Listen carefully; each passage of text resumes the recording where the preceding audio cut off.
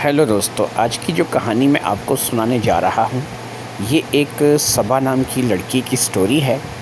तो ऐसा है कि हम सबा की ही ज़ुबानी जो है इस कहानी को बयान करते हैं कि अगर सबा ये कहानी अपनी ज़िंदगी की आपको सुनाती तो वो कैसे सुनाती। तो आइए आपको सबा के तर्ज में इस कहानी को बयान करते हैं।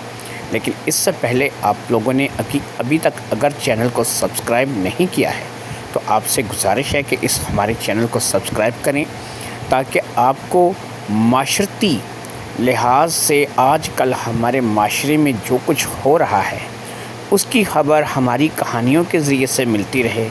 आप हमारी कहानियों से सीखते भी हैं और आप हमारी कहानियों को पसंद भी करते हैं। वीडियो को लाइक किया करें और आगे शेयर किया करें, ताकि ज़्यादा से ज़्यादा लोग जो है वो हमारी कहानियों को जान सकें, सुन सकें। तो आइए आपको अब ये कहानी सबा की ही ज़ुबानी सुनाते हैं कि अगर सबा ये कहानी सुनाती तो कैसे सुनाती और उसका क्या तरीक़ाकार होता। मेरा नाम सबा है और मैं ज़ीशान से मोहब्बत करती हूँ। ये मोहब्बत बहुत पुरानी है। इस मोहब्बत को कम से कम 3 साल हो चुके हैं। 3 साल की मेरी ज़ीशान से मोहब्बत है, लेकिन एक मसला है जो कि हमारे घर वालों को समझ में नहीं आ रहा है। और वो मसला ये है कि मेरे घर वाले किसी भी सूरत में ज़ीशान को पसंद नहीं करते हैं। उनकी नज़र में ज़ीशान एक आवारा और बदचलन लड़का है और मेरी नज़र में ज़ीशान सब कुछ है। आज मैं आपको बताऊं, मेरे वालिद ने मेरा रिश्ता तय कर दिया था और उस रिश्ते का नतीजा आज ये निकला कि मेरे इनकार के बावजूद मेरे घर वाले मेरी शादी करने पर तुले हुए थे। लेकिन मैं किसी भी शक्ल में अपने घर वालों की मर्ज़ी से शादी करके अपनी 3 साला मोहब्बत ज़ीशान को नहीं भूल सकती थी। अनकरीब मेरी बारात आने वाली थी। शादी की रसूमात मेरे घर में शुरू हो चुकी थी। मेरी नाना के बावजूद भी मेरे घर वालों पे कुछ असर नहीं हो रहा था। लिहाजा अब मेरे जहन में सिर्फ़ एक ही प्लान था, और वो प्लान यही था कि अगर मेरे घर वाले मेरी इज़्ज़त, मेरा मान नहीं रख रहे हैं तो मुझे भी उनकी इज़्ज़त, उनका मान नहीं रखना चाहिए। और जैसे ही मुझे मौका मिलेगा मैं अपना घर छोड़ दूंगी और अपना घर छोड़कर मैं ज़ीशान के पास चली जाऊंगी। मैं आपको एक चीज़ यहाँ पर और भी बता दूं, ज़ीशान के साथ मेरी मोहब्बत अब पाकीज़ा नहीं रही थी। हमारे दरमियान बहुत कुछ हो चुका था, लेकिन ये बातें मैं अपने घर वालों को नहीं बता सकती थी, जिसकी वजह से भी मैं ज़ीशान से शादी करना चाहती थी। मैं किसी और लड़के से शादी करके कम से कम उसे धोखा नहीं देना चाहती थी। मेरे अंदर इतनी ईमानदारी ज़रूर थी कि मैं अपने किए हुए गुनाह को कबूल कर सकूं। लेकिन मैं इस बात को अब अपनी फैमिली के सामने नहीं रख सकती थी कि मैंने क्या क्या गुनाह किए हैं, या ज़ीशान की और मेरी मोहब्बत जो है वो पाकीज़गी की हदों को क्रॉस कर चुकी है। यही वजह थी कि मैं अपने घर वालों को कुछ भी सच्चाई नहीं बता सकती थी और घर वालों की मर्ज़ी से शादी करके किसी और लड़के की ज़िंदगी बर्बाद करके उसे धोखा नहीं देना चाहती थी।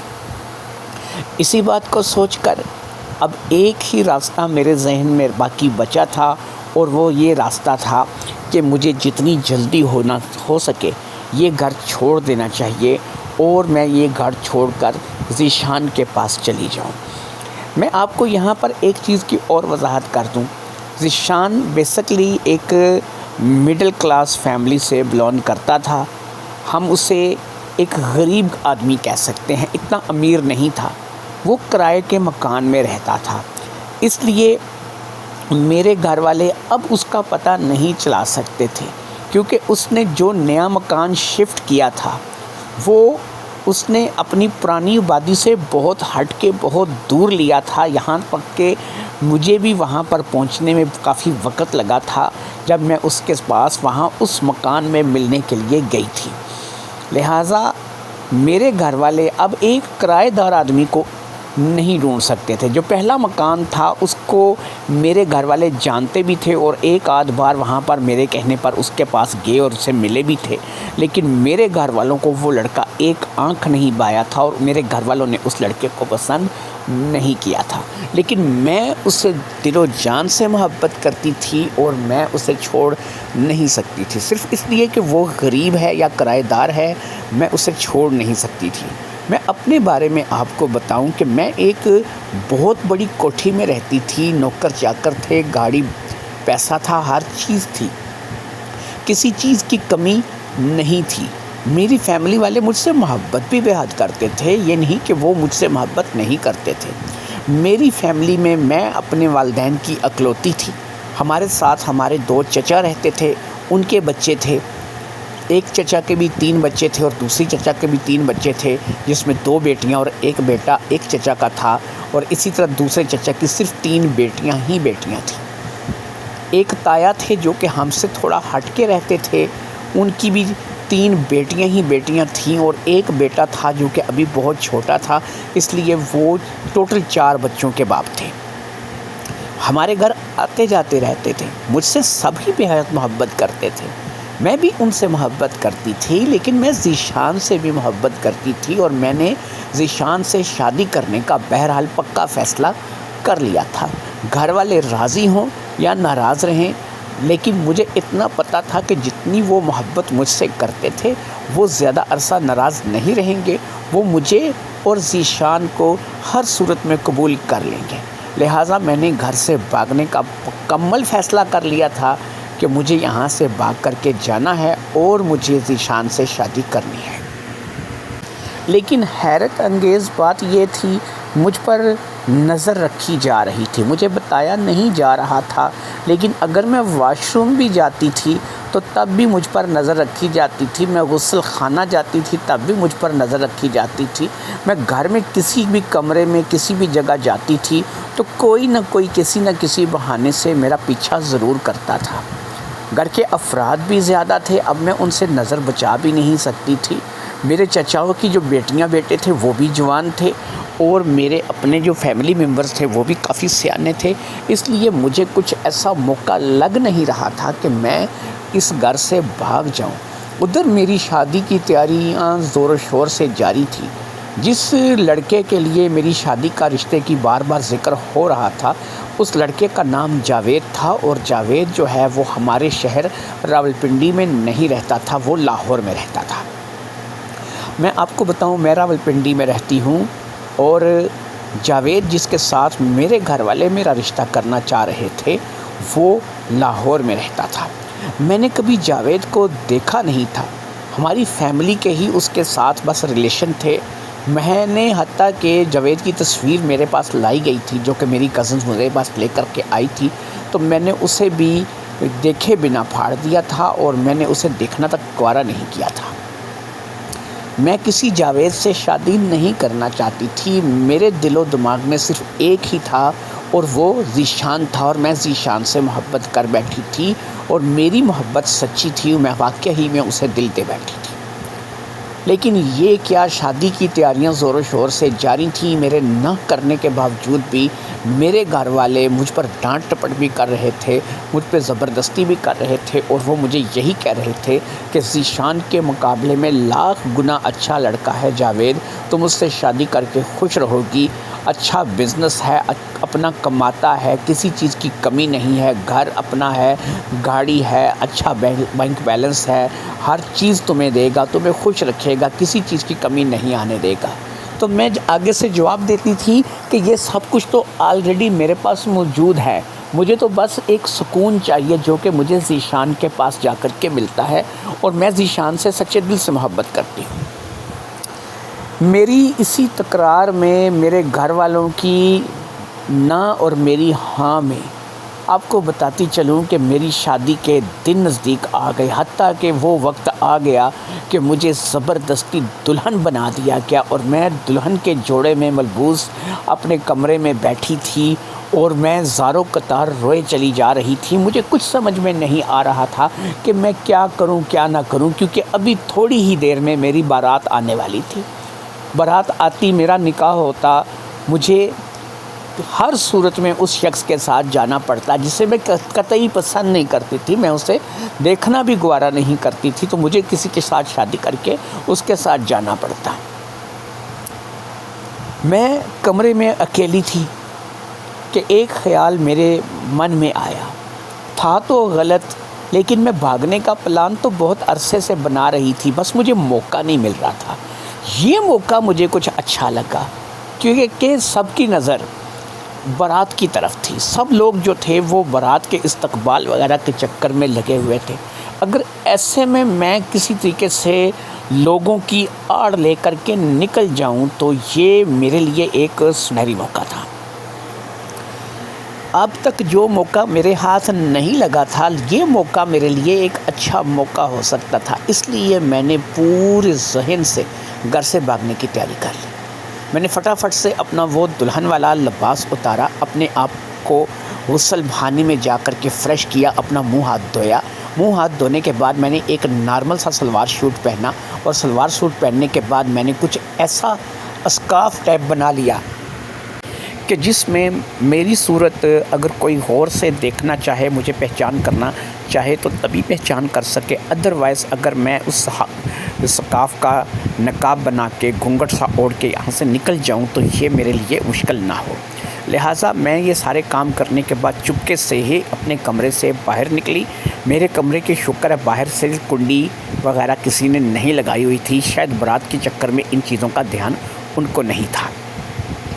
میں نے کپڑے بھی ایسے پہن رکھے تھے کہ جو روٹین میں گھر میں نہیں پہنتی تھی۔ ابھی کچھ ہی دن پہلے میں یہ جوڑا لائی تھی اور یہ ابھی تک میں نے پہنا نہیں تھا، اور یہ صرف مجھے ہی پتا تھا کہ اس طریقے کا سلوار سوٹ میں بازار سے خرید کے لائی ہوئی ہوں۔ میرے فیملیز نے ابھی تک میرے پاس یہ سلوار سوٹ نہیں دیکھا تھا۔ میں نے اسی لیے اس کا انتخاب کیا تھا کہ یہ سلوار سوٹ میری فیملی کے لیے کم از کم اجنبی ہوگا۔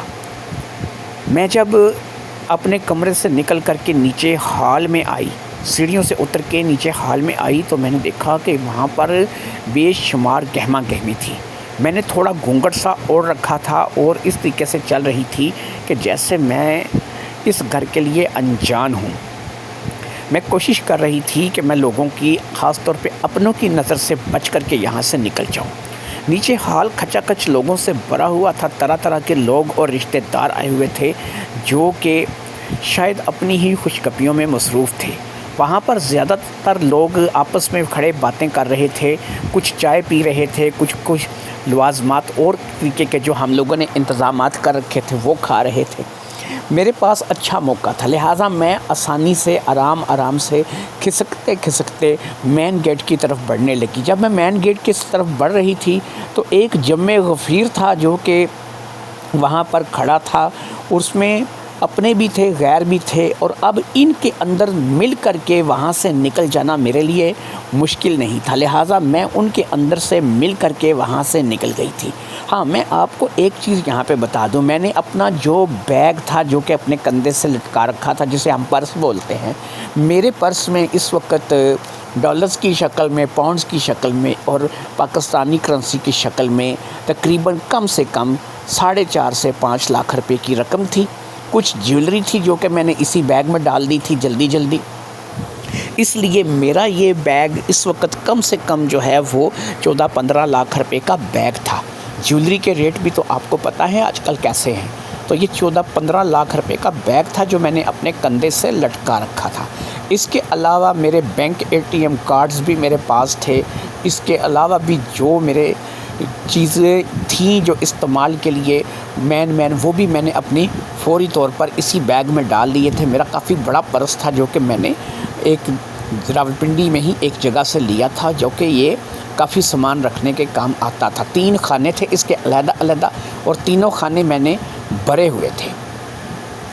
میں رش میں شامل ہو چکی تھی، نقاب سا میں نے اپنے چہرے پہ بنا رکھا تھا، اور میں وہاں سے ان کپڑوں میں جو کہ میرے گھر والے نہیں پہچانتے تھے نکل کھڑی ہوئی تھی۔ مین روڈ پر آ کر، جی ہاں، میں اپنے گھر سے نکل آئی تھی، مین روڈ پر آ کر میں نے فوری طور پر ایک ٹیکسی کو رکنے کا اشارہ کیا۔ جیسے ہی ٹیکسی رکی میں نے اس سے لاری اڈا چلنے کے لیے کہا۔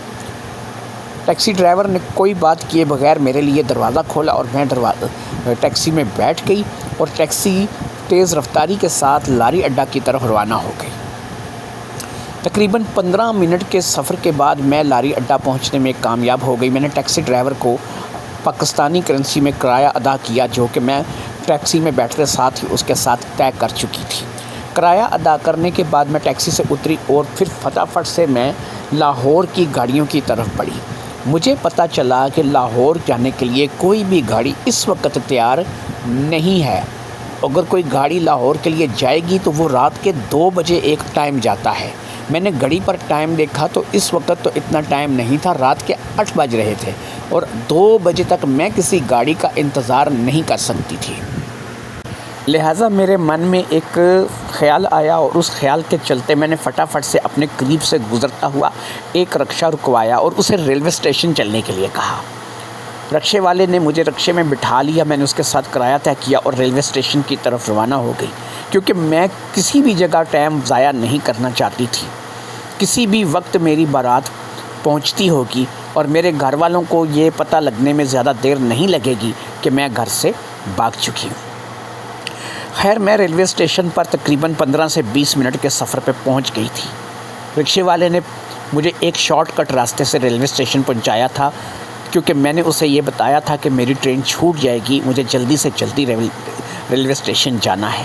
اس نے مجھے ایک شارٹ کٹ راستے سے ریلوے اسٹیشن میں پہنچا دیا تھا، کیونکہ اگر وہ صحیح راستے سے ریلوے اسٹیشن جاتا تو کم سے کم 1 گھنٹے کا سفر تھا لاری اڈے سے ریلوے اسٹیشن تک کا۔ لہٰذا میں ریلوے اسٹیشن پر آ چکی تھی 15 سے 20 منٹ میں۔ میں نے رکشے والے کو کرایہ ادا کیا، وہ لے کر کے چلا گیا اور پھر میں ریلوے اسٹیشن پہ اندر پلیٹ فارم پہ آ گئی۔ پلیٹ فارم پہ آنے کے بعد میں نے ٹکٹ کی کھڑکی سے ٹکٹ مانگا لاہور کے لیے اور گاڑی کے بارے میں پوچھا۔ انہوں نے کہا بی بی ابھی 10 منٹ میں گاڑی آنے والی ہے، اور مجھے ایک 2nd کلاس کا ٹکٹ جو ہے مل گیا۔ میں نے جان بوجھ کر 1st کلاس کا ٹکٹ نہیں لیا تھا، کیونکہ اگر کوئی میرا پوچھتا ہوا یہاں آ جائے تو وہ یہی خیال کرے گا کہ ایک اچھے کھاتے پیتے گھر کی لڑکی بھاگی ہوئی ہے تو وہ 1st کلاس میں ہی سفر کرنا پسند کرے گی۔ لہٰذا میں نے 2nd کلاس کا ٹکٹ لیا تھا اور پھر میں گاڑی کے انتظار میں کھڑی ہو گئی، اور تھوڑی ہی دیر میں جیسا کہ ٹکٹ والے نے کہا تھا کہ 10 منٹ کے اندر گاڑی آ جائے گی، گاڑی پہنچ گئی اور لاہور جانے کے لیے میں گاڑی میں سوار ہو گئی۔ جب میں لاہور جانے کے لیے گاڑی میں سوار ہو گئی قریب 9 بجنے والے تھے۔ 9 بجے کے قریب میں گاڑی میں سوار ہوئی۔ جہاں پر جس ڈبے میں گاڑی کے سوار ہوئی اس ڈبے میں کچھ زیادہ رش نہیں تھا، لہٰذا میں ایک سیٹ جو کہ بہت ہی اچھی مجھے اپنے لیے مناسب لگی اور تھی بھی کھڑکی کی طرف، میں وہاں پر چپ چاپ بیٹھ گئی۔ میں نے ویسے ہی نقاب بنا رکھا تھا اور وہی کپڑے پہن رکھے تھے۔ میرا دل ہاں البتہ بہت زور زور سے دھڑک رہا تھا۔ مجھے اس چیز کا خیال بار بار آ رہا تھا کہ جو کچھ بھی تھا میں گھر سے بھاگ آئی تھی اور میں نے یہ کیا غلط تھا، لیکن یہ میری نظر میں غلط نہیں تھا۔ ایک تو میں ذیشان سے محبت کرتی تھی، دوسرا میں نئے آنے والے شخص کو دھوکہ نہیں دے سکتی تھی، کیونکہ میرے اور ذیشان کے تعلقات جس حد تک بڑھ چکے تھے، اب میں نئے آنے والے شخص کے پاس اگر جاؤں تو مجھے خود میں اپنے آپ میں شرمندگی محسوس ہوگی اور میں اس چیز کو کم از کم برداشت نہیں کر سکتی تھی۔ میرا ضمیر ابھی زندہ تھا، لہٰذا میں نے بھاگنے میں ہی عافیت سمجھی اور میں وہاں سے بھاگ آئی۔ گاڑی نے زیادہ سٹے نہیں کیا اور گاڑی وہاں سے چل نکلی اور لاہور کے لیے روانہ ہو گئی۔ ٹکٹ چیکر تھوڑی دیر میں ہی آ گیا، جس نے میرا ٹکٹ چیک کیا اور میں نے اس کو اپنا ٹکٹ دکھایا اور ساتھ میں یہ بھی پوچھ لیا کہ جناب یہ گاڑی لاہور کتنے بجے پہنچے گی۔ اس نے کہا جناب گاڑی کا سفر عموماً 4 سے 5 گھنٹے کا لاہور کا ہوتا ہے، راولپنڈی سے 4 یا 5 گھنٹے لگ جاتے ہیں۔ میں نے اس چیز کو نوٹس کیا کہ اگر رات کے 9 بجے یہ گاڑی چلتی ہے تو اس کا مطلب یہ ہوا کہ قریب 1-2 بجے کے قریب میں لاہور میں پہنچوں گی۔ اچھا، میں آپ کو یہ بتاؤں کہ جب میں اپنے گھر سے نکلی تھی میں نے اپنا موبائل فون اٹھا لیا تھا اور اس کو میں نے بند کر دیا تھا۔ میں اب اپنا موبائل فون آن کرنے کا ارادہ ضرور رکھتی تھی، لیکن ایک نئی سم ڈال کر، جو کہ میں نے کچھ ہی عرصے پہلے اپنی ایک دوست کے ذریعے سے لی تھی، کیونکہ میں بھاگنے کا پروگرام بنا چکی تھی۔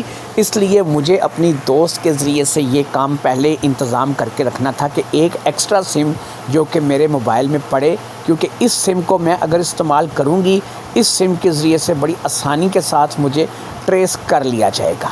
میں آپ کو ایک چیز یہاں پر یہ بتا دوں، آپ سوچ رہے ہوں گے کہ میں لاہور کے لیے کیوں روانہ ہو رہی ہوں۔ لاہور میں تو جاوید رہتا ہے، جبکہ ذیشان تو میرے ہی شہر راولپنڈی میں رہتا ہے۔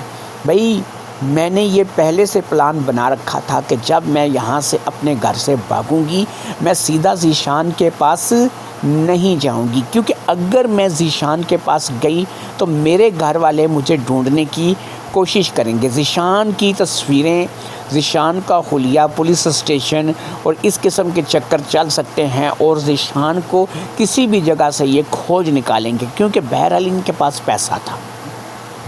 لیکن اگر میں لاہور اپنی سہیلی ہما کے پاس چلی جاتی ہوں، اور ہما کے بارے میں یہ لوگ اتنا نہیں جانتے، وہ میری اسکول ٹائم کی فرینڈ ہے، اس لیے اگر میں ہما کے گھر چلی جاتی ہوں اور تو میرے گھر والوں کو بالکل اس چیز کا پتہ نہیں ہوگا کہ میں کہاں پر ہوں۔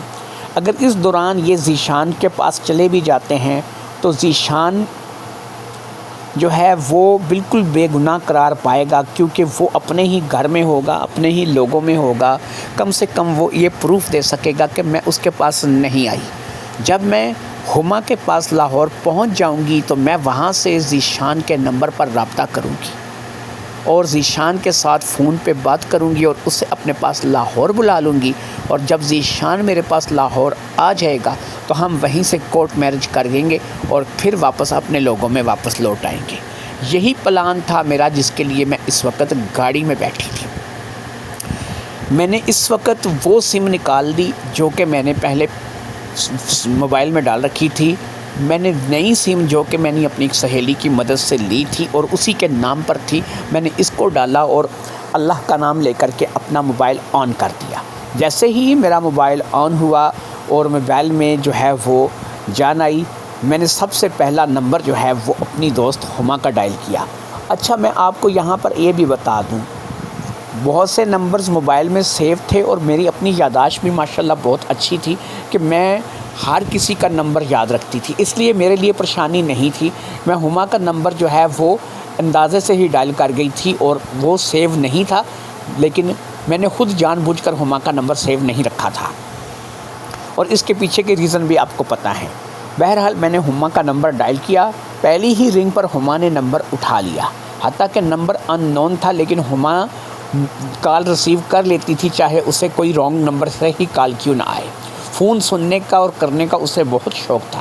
میں نے اب اسے اپنے بارے میں اطلاع دینی شروع کی کہ بھائی ہما 2 بجے گاڑی تقریباً لاہور پہنچے گی ریلوے اسٹیشن پر، فلاں گاڑی ہے، فلاں ڈبے میں بیٹھی ہوں، میں آ رہی ہوں، مجھے لینے آ جانا۔ اس نے کہا فکر ہی نہ کرو، تم جب لاہور پہنچو گی میں آگے تمہارے استقبال کے لیے موجود ہوں گی اور تمہیں کسی قسم کی فکر کرنے کی ضرورت نہیں ہے، تم یہاں میرے پاس آ جاؤ اور جو بھی ہوگا اچھا ہی ہوگا۔ ہما کو فون کرنے کے بعد میں اندر ہی اندر مطمئن ہو گئی، گاڑی چل چکی تھی، اب مجھے اس چیز کا خدشہ نہیں تھا کہ کوئی مجھے ڈھونڈتا ہوا میرے پاس آئے گا۔ موبائل میں نئی سم تھی اور لوکیشن کا تو اس وقت پتہ ہی نہیں چل سکتا تھا، گاڑی پتہ نہیں کہاں سے گزر کر لاہور کی طرف بڑھ رہی تھی، اور لوکیشن بھی معلوم کرنے کے لیے میری پرانی سم یا پھر موبائل کی ای ایم آئی نمبر جو ہے ان کے پاس ہونا چاہیے تھا۔ ای ایم آئی نمبر انہوں نے کبھی میرے موبائل کا دیکھا ہی نہیں تھا، نہ ان کو پتہ تھا، اور لوکیشن وہ میری کیسے ٹریس کرتے۔ بہرحال جو بھی تھا، میں اپنے گھر والوں سے مطمئن ہو کر کے یہاں سے بھاگ آئی تھی اور اب میں لاہور کی طرف بڑھ رہی تھی۔ گاڑی لاہور کی طرف بڑھتی چلی جا رہی تھی اور پتہ نہیں کون سا اسٹیشن تھا جہاں پر گاڑی تھوڑی دیر کے لیے رکی تھی۔ مجھے یہ اسٹیشن کا نام نہیں پتہ تھا، کیونکہ میں نے کبھی اتنے سفر نہیں کیے تھے، راولپنڈی سے باہر بہت کم گئی تھی، جب بھی گئی تھی اپنی فیملیز کے ساتھ ہی گئی تھی، اور مجھے چھوٹے چھوٹے اسٹیشنز کے جو نام ہیں ان کے بارے میں کچھ خاصا علم نہیں تھا۔ بہرحال جس اسٹیشن پر بھی گاڑی رکی تھی، یہاں پر گاڑی نے کوئی تقریباً 10 منٹ سٹے کیا تھا۔ میں بھی نیچے اتر گئی تھی اور میں اپنے لیے کچھ چپس، بوتل وغیرہ اس قسم کی چیزیں لے آئی تھی، کیونکہ مجھے کچھ بھوک جو ہے وہ محسوس ہو رہی تھی۔ یہ چیزیں لا کر کے میں اپنی دوبارہ سیٹ پر بیٹھ گئی اور پھر میں وہیں پر بیٹھ کر کے ان چیزوں سے اپنے آپ کو، اپنی بھوک کو بہلانے لگی۔ اتنے میں میرے سامنے ایک لڑکی آ کر کے بیٹھ گئی جو کہ بالکل میرے سامنے والی سیٹ پر بیٹھی تھی۔ میں بھی باری کی طرف بیٹھی ہوئی تھی اور وہ بھی باری والی سیٹ پہ آ کے بیٹھ گئی۔ سیٹ وہ بھی خالی تھی۔ اس لڑکی نے اپنے گود میں ایک بچہ اٹھا رکھا تھا جو کہ تقریباً 3-3.5 سال کا ہوگا۔ بچہ بےحد پیارا تھا اور دکھنے میں کافی معصوم صورت اور بولا بالا سا گورا چٹا سا بچہ تھا۔ وہ لڑکی جو میرے سامنے آ کر بیٹھ گئی، اس نے شلوار قمیض سفید رنگ کی، اس کے اوپر سفید دوپٹہ اوڑھ رکھا تھا۔ میرے لیے پتہ نہیں کیوں مجھے یہ چہرہ کچھ جانا پہچانا لگ رہا تھا، لیکن مجھے سمجھ میں نہیں آ رہا تھا کہ میں نے اس لڑکی کو کہاں دیکھا ہے۔ لہٰذا میں پورے طور پر اپنے دماغ پر اس چیز کا زور ڈال رہی تھی کہ اس لڑکی کو میں نے کہاں دیکھا ہے۔ مجھے کچھ سمجھ میں نہیں آ رہا تھا۔ پھر میں نے کافی غور و فکر کے بعد آخرکار اس لڑکی سے ہی پوچھنے کا فیصلہ کر لیا۔ میں نے کہا میڈم میری بات کا برا مت مانیے گا اور یہ بھی مت سمجھیے گا کہ میں ٹھڑک جا رہی ہوں، میں نے آپ کو کہیں دیکھا ہے لیکن مجھے یاد نہیں آ رہا کہ میں نے آپ کو کہاں دیکھا ہے۔ وہ لڑکی ہلکا سا مسکرائی، اس نے مجھے کہا کہ مجھے بھی جب سے میں آ کر بیٹھی ہوں ایسا محسوس ہو رہا ہے کہ میں نے تمہیں کہیں دیکھا ہے، لیکن سچ پوچھو تو وہ مجھے بھی یاد نہیں آ رہا تھا۔ تو اب تم اپنا تعارف کروا دو اور میں اپنا تعارف کروا دیتی ہوں، ہو سکتا ہے ہمارے تعارف کے بعد ہم ایک دوسرے کو پہچان سکیں۔ میں نے کہا کیوں نہیں، میں صبا اشرف ہوں اور راولپنڈی سے ہوں، اور راولپنڈی میں ویسٹرج کے ایریے میں رہتی ہوں، ہماری کوٹھی ہے۔ میرے والد صاحب امپورٹ ایکسپورٹ کا بزنس کرتے ہیں۔ اس نے کہا صبا اشرف نام بھی جانا پہچانا لگ رہا ہے، چلیں میں بھی تمہیں اپنا تعارف کرواتی ہوں۔ میں تانیہ ہوں، تانیہ سہیل۔ پہلے میں تانیہ اعجاز ہوا کرتی تھی لیکن اب میں تانیہ سہیل ہوں۔ تانیہ سہیل اور تانیہ اعجاز، تانیہ اعجاز کے نام پر میرے دماغ میں ایک دھماکہ سا ہوا اور میں نے کہا اچھا تم تانیہ ہو، تم میری اسکول فرینڈ رہی ہو، ہم 10ویں تک ایک ہی اسکول میں پڑھے ہیں، اس لیے میں نے کہا کہ میں نے تمہیں کہیں دیکھا ہے، میں تمہیں پہچانتی ہوں۔ اب جب میں نے اس سے اسکول کا یاد کروایا تو وہ کہنے لگی اچھا تم سبو ہو، سبو، کیونکہ اسکول میں مجھے صبا نہیں سب پیار سے سبو کہتے تھے۔ میں نے کہا ہاں میں سبو ہوں۔ اب تو ہم دونوں جو ہے اٹھ کر کے بڑی گرم جوشی سے ملی۔ تو میں نے اس سے پوچھا کہ یہ بچہ کس کا ہے، تو کہنے لگی میرے شوہر سہیل کا ہے۔ اصل میں ایسا ہوا ہے کہ میں نے اپنے والدین کی مرضی کے خلاف سہیل سے شادی کی ہے اور میرے گھر والوں نے سہیل کو کبھی اپنایا نہیں۔ تو سہیل جو ہے وہ لاہور میں ہوتے ہیں، تو میں اپنے شوہر کے پاس جا رہی ہوں اور اپنے بچے کو لے کر کے جا رہی ہوں۔ مجھے آج تک سہیل کے گھر والوں نے نہیں دیکھا ہے۔ میں آج پہلی بار اپنے سسرال جا رہی ہوں سہیل سے ملنے کے لیے اور سہیل کے گھر والوں سے ملنے کے لیے۔ میں نے کہا یہاں جہاں تم جس جگہ سے اس گاڑی میں بیٹھی ہوئی یہ کون سی جگہ؟ کہتی ہے میں جہلم اسٹیشن سے یہاں پہ گاڑی میں سوار ہوئی ہوں۔ میں یہاں جہلم میں ہی رہ رہی تھی۔ سہیل کے گھر والے بھی نہیں مان رہے تھے، لیکن اب سہیل کے گھر والے مان گئے ہیں اور انہوں نے کہا ہے کہ ٹھیک ہے ہم اپنی بہو کو اپنانے کے لیے تیار ہیں، تم اسے لے کر کے آؤ۔ میں اب لاہور جا رہی ہوں، اپنے شوہر سہیل سے ملوں گی اور پھر اس کے بعد اس کے گھر جاؤں گی، اس کے والدین کے پاس، تاکہ میں جو ہے وہ جتنی جلدی ہو سکے اپنی گھر گرہستی کو سنبھال سکوں۔ تو میں نے پوچھا تمہارے والدین کہاں ہیں؟ کہنے لگی میرے والدین تو میری شکل بھی دیکھنا نہیں چاہتے، وہ تو مجھے کہتے ہیں کہ تم مر بھی گئی تو ہم تمہاری شکل نہیں دیکھیں گے، ہمارے پاس دوبارہ نہیں آنا، اور نہ ہی انہوں نے آج تک مجھے اپنایا ہے۔ حتیٰ کہ میرا بیٹا ہوا ہے تو یہ خبر بھی میرے گھر والوں کو پہنچی ہے، لیکن کبھی بھی میرے گھر سے میرے بیٹے کو یا مجھے دیکھنے کوئی بھی نہیں آیا۔ سہیل کے گھر والے پھر بھی مان گئے ہیں سہیل کے کہنے پر، اور اب میں اپنے شوہر سہیل کے پاس جا رہی ہوں۔ ابھی اتنی باتیں جاری تھی کہ ایک زبردست قسم کا الارم ہم اسے خطرے کا اعلان کہہ سکتے ہیں، بجنے لگا۔ ٹرین میں بھگدڑ مچ گئی، ایسا محسوس ہوتا تھا کہ جیسے کچھ ہونے والا ہے۔ ہماری ٹرین شاید پٹری سے اتر گئی تھی۔